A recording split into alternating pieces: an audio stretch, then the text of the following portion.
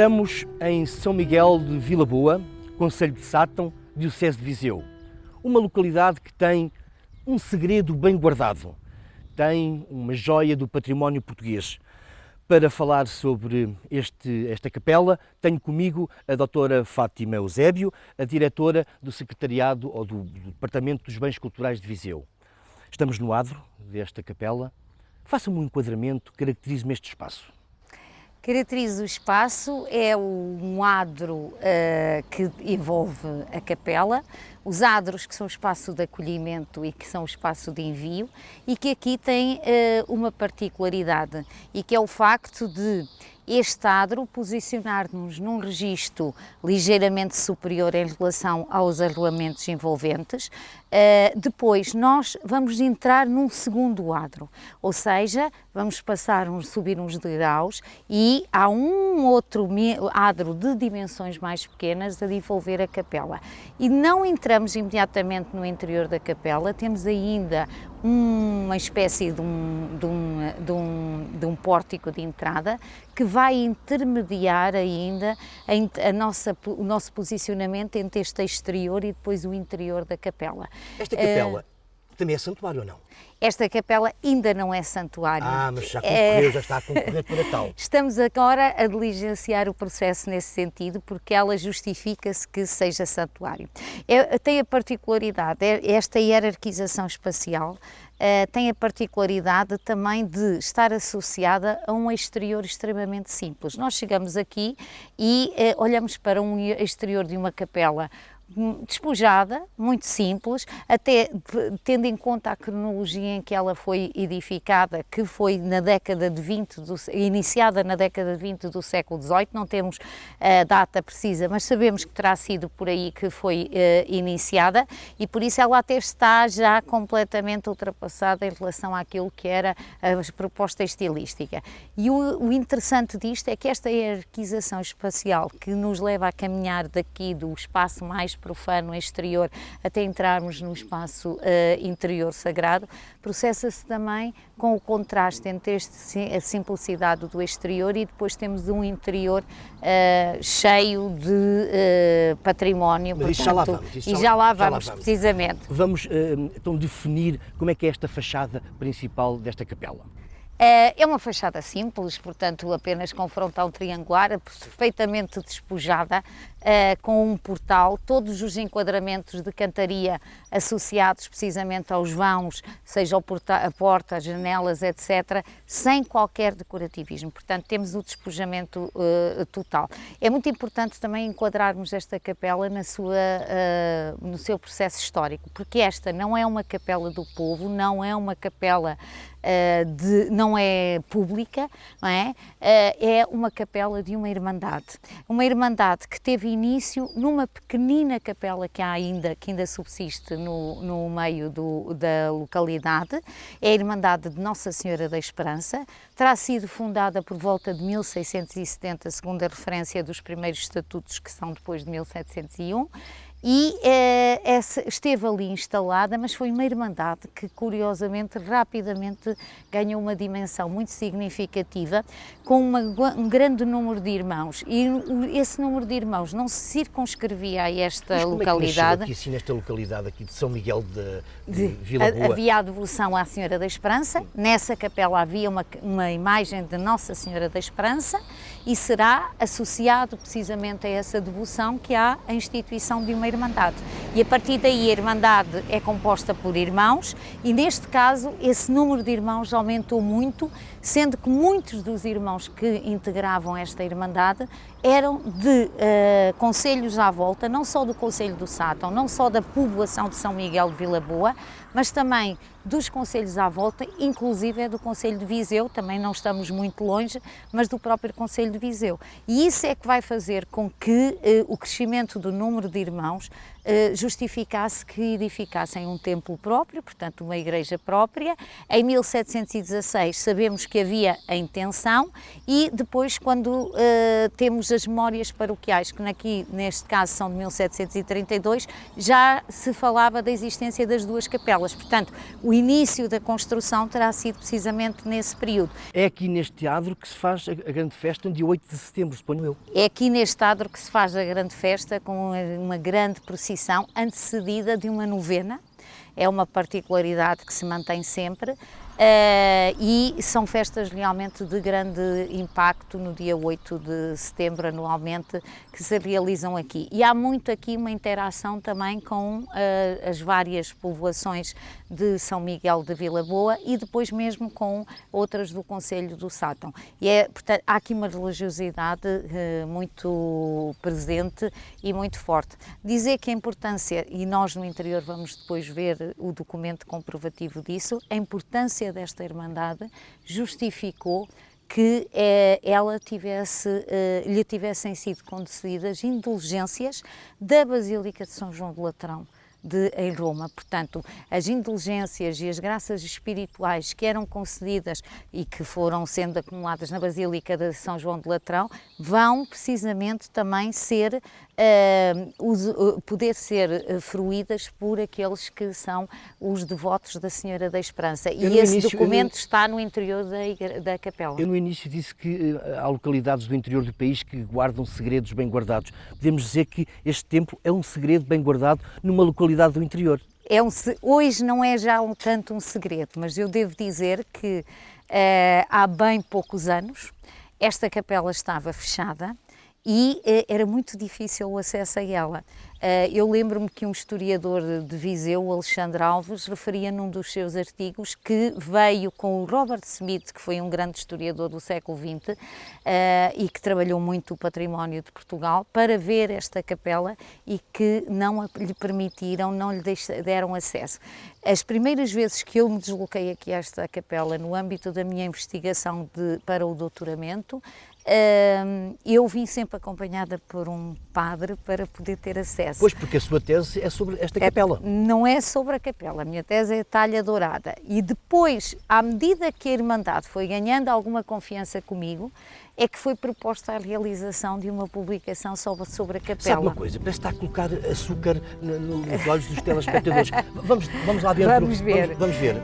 Vamos ver.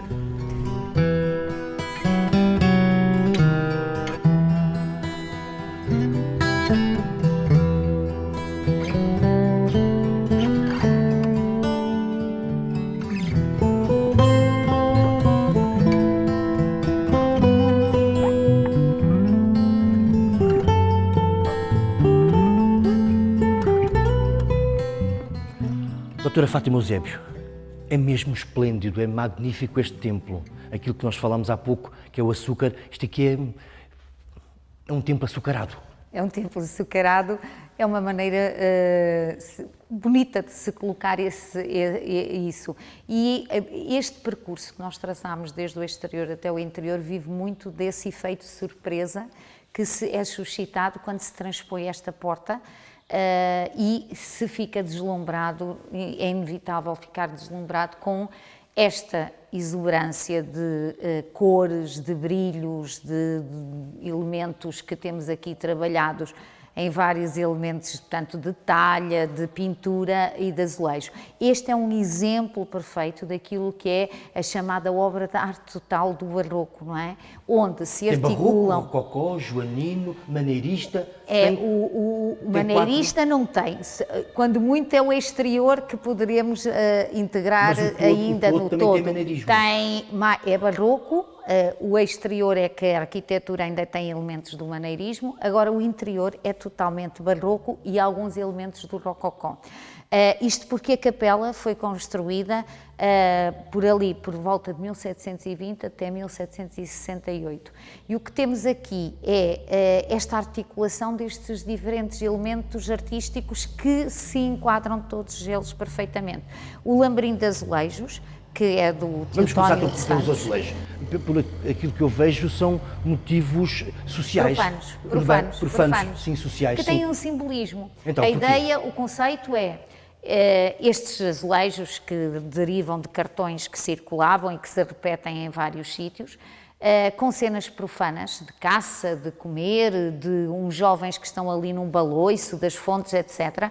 O conceito é tudo aquilo que se vai saborear aqui no interior, aquilo que se vai ouvir e sentir em termos da palavra de Deus, só tem sentido se não ficar circunscrito a este espaço e for levado para a nossa vida cotidiana.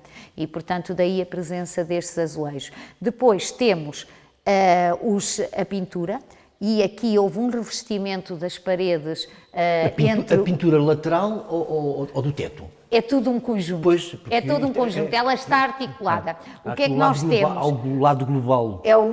Forma uma continuidade. Aqui houve um revestimento de madeira a partir do lambrim dos azulejos até à cornija e depois a pintura continua nesta falsa abóbada. Temos uma pintura em perspectiva de um artista que trabalhou muito na região da Beira, que é o Pascoal Parente. E o que é que ele vai colocar aqui? Desde logo, arquitetura fictícia, não é?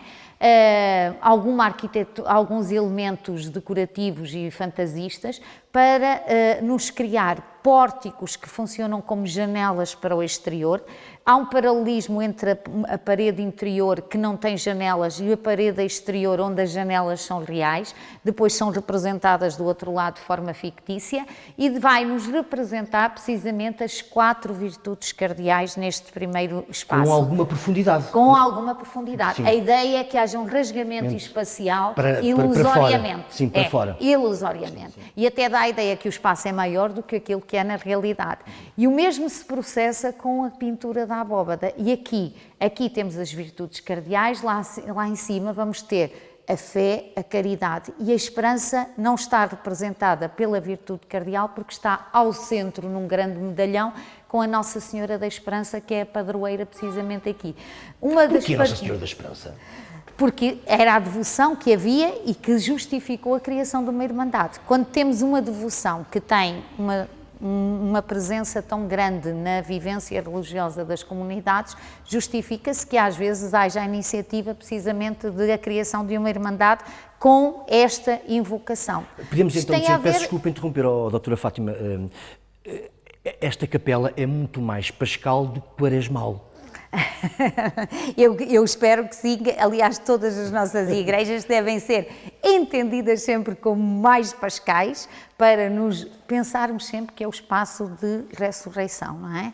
E de vida, de uma vida que todos nós queremos que seja uma vida eterna, e por isso todas as igrejas devem ser entendidas como espaço de ressurreição.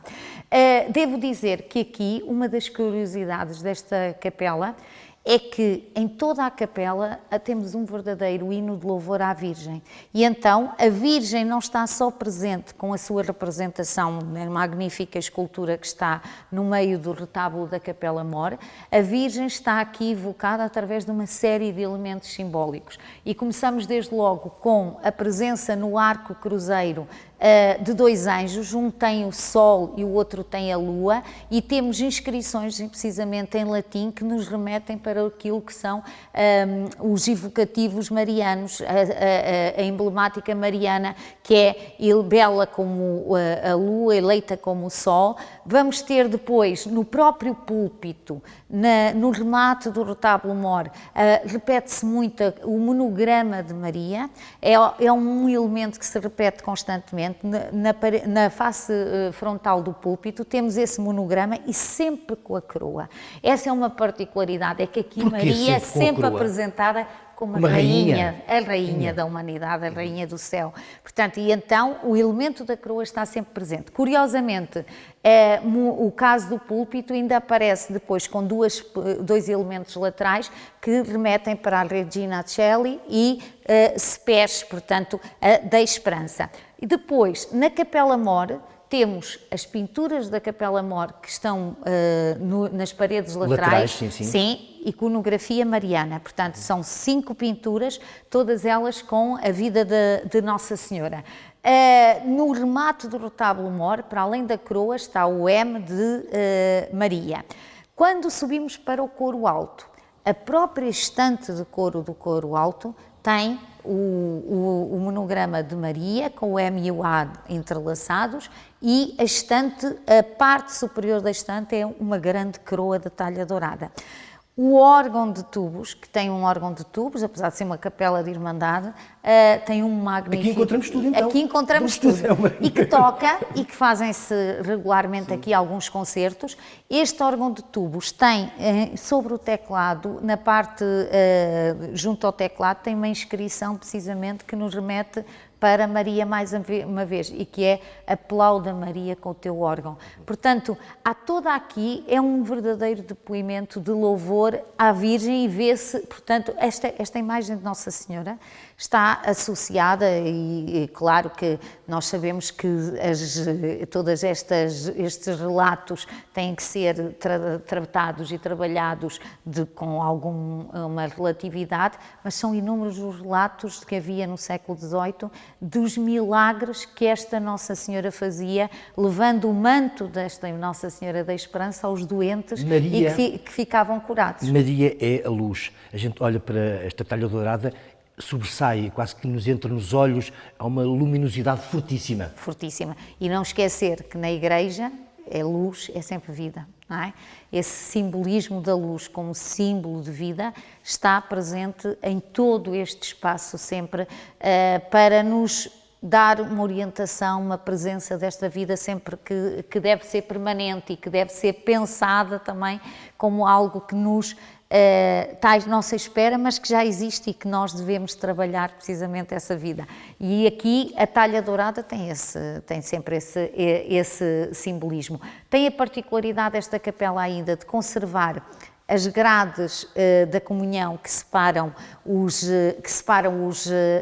a zona do presbitério, neste caso até estão em frente aos retábulos laterais, e essas grades da comunhão terminam lateralmente com os confessionários. Outra forma de louvor à Virgem e a Deus é também através do sino. Esta capela tem uns sinos que é interessante. Acho que ouvi dizer, uma lenda conta que colocaram 2 moedas de ouro. Isso é lenda ou é não verdade? Não é 2 moedas de ouro, era umas barras de ouro. Ou umas barras, pronto. É assim, eu nunca testei realmente. Mas tem uma sonoridade diferente, tem. O que dizem é que tem os sinos da Abrunhosa, têm uma sonoridade diferente, e a justificação que atribuem a esse aspecto é precisamente que o cônego Luís Bandeira Galvão, que foi aquele que esteve na base de todo este projeto construtivo, que impulsionou, com muitas citações bíblicas, nitidamente aqui houve também um programa iconográfico muito pensado por ele, e que está sepultado precisamente na Capela Mor, em frente ao altar, o que é sintomático nesse aspecto. E diz que quando o sino estava a ser fundido no adro da igreja, porque eles eram fundidos normalmente no próprio adro daqui da capela, ele ia tirando da sua batina algumas barras de ouro e ia tirando para essa fundição, o que fez precisamente com que a sonoridade seja uma sonoridade diferente e especial. Se a capela é riquíssima, acho que a sacristia também tem ali um património que deve ser desvendado. Vamos até lá? Vamos até lá.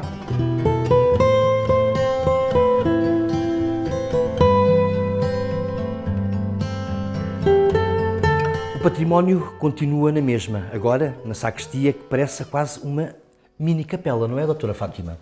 É um espaço significativamente nobre também, do ponto de vista daquilo que é o seu património que enquadra. Realmente é uma sacristia que, embora não seja um espaço de grandes dimensões, concentra aqui, mais uma vez, aqueles recursos artísticos que encontramos no interior da igreja. E então encontramos aqui também a talha, os azulejos e a pintura com os caixotões do teto. Temos um bonito arcaz, com o espaldar com pinturas que infelizmente algumas já se perderam, uma delas foi barbaramente refeita, e que tem cenas da Paixão de Cristo. Tem um calvário ao centro e depois painéis de azulejos, que embora não sejam com o mesmo nível de qualidade que são os do interior da igreja, aqui são painéis de azulejos de menor qualidade, mas que representam cenas bíblicas. Temos a última ceia e o regresso e a entrada de Cristo em Jerusalém. Nesta sacristia, o teto tem símbolos da paixão de Cristo, são várias cartelas com os símbolos da paixão de Cristo, e depois tem aqui uma peça que é rara, porque é um lavabo, onde a única parte que é executada em pedra é precisamente a taça em forma de concha. O resto, toda a estrutura envolvente é também feita em talha e tem a particularidade de nos representar a cena de Cristo e a Samaritana junto ao poço de Jacó, com a inscrição em cima em latim da oração que os sacerdotes preferiam quando estavam a higienizar as suas mãos. Como é que se explica que uma localidade, aqui no interior, volto a frisar isto, no interior do país, tenha uma capela com este espólio todo, com esta riqueza? Não é, é um caso raro. É um caso raro e, atenção, nós não estamos a ver aquilo que são as peças móveis, desde a parte de ourivesaria e paramentaria, que são também bastante relevantes e significativas. Explica-se pela fé. Eu penso que aqui é a única justificação, é uma fé muito grande, uma irmandade dinâmica e uma fé muito grande na Senhora da Esperança e naquilo que, aliás, basta dizer, olhando aqui para cima do arcaz, nós temos ali um ex-voto. Eu costumo dizer que estes ex-votos, estas pequenas plaquinhas com pinturas muito singelas, mas com inscrições cheias de significado, porque são precisamente a materialização, são exemplos, não é? A visibilidade daquilo que é a fé numa mãe, numa Nossa Senhora, neste caso com a evocação com o título da Esperança, e que é devido a ela que se sente que se salvou numa situação de doença. Portanto, terá havido aqui realmente toda essa... Claro, é necessário que haja pessoas que sejam ativas e empreendedoras. E esta capela acho que é um convite a quem entra aqui, sentir todo este património. Poderia ser, cada elemento destes podia ser explicado. E quando se sai, ela tem um elemento que para mim é marcante. Quem vai a percorrer a nave e levanta o olhar para o coro alto, vai deparar-se com duas escadas que preenchem a parede de fundo do coro alto e que são duas escadas que nos elevam para o céu. E acho que é esse o sentimento que também aqui está-se a fruir um pouco de uma antevisão do paraíso. E é nessa perspectiva também que se justifica todo este património. É um belo que nos fala de Deus e que nos faz caminhar para Deus. Sem esquecer que também esta capela é o exemplo da boa conservação e do bom restauro. Precisamente, e isso foi possível precisamente devido ao livro. A primeira publicação que nós fizemos, a primeira edição da monografia sobre esta capela, em 2006, despoltou um tamanho interesse por este espaço que fez com que houvesse uma mobilização muito importante por parte do município, e aqui temos que também salientar isso, é o papel que alguns municípios têm na preservação do seu património, e fez com que o município se empenhasse numa candidatura a fundos comunitários que possibilitaram a intervenção na totalidade. Tudo foi restaurado, inclusive o órgão de tubos que passou a tocar novamente. E hoje em dia é obrigatoriamente local de visita obrigatória quem vem ao Concelho do Sátão, e há aqui muitos dos autocarros, etc., que vêm a propósito para visitar. Mesmo para terminar, podemos dizer que considera esta capela como uma sua filha? Eu considero esta capela que tenho cá assim, o meu coração está muito presente aqui. Quando nós nos dedicamos a estudar em profundidade um espaço destes, necessariamente fica aqui um bocadinho de nós e levamos muito daqui, e por isso tenho muito orgulho por ela estar na Diocese de Viseu, mas tenho um gosto imenso por aquilo que ela simboliza, sobretudo. Doutora Fátima Eusébio, muito obrigado pela sua presença no programa Eclésia.